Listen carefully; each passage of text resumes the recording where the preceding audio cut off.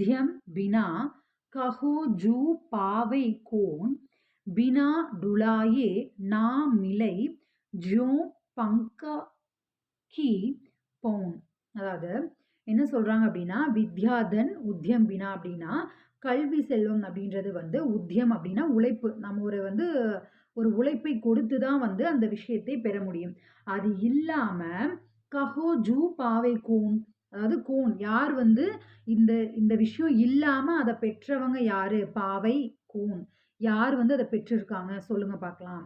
பினா டுலாயே நா மிலை, அதாவது என்ன சொல்றாங்கன்னா, பங்கா கி பவுன். பங்கானா விசிறி.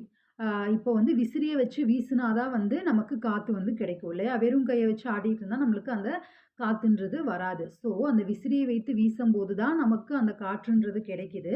ஸோ அதே போல தான் நமக்கு வந்து ஒரு உழைப்பு அப்படின்றது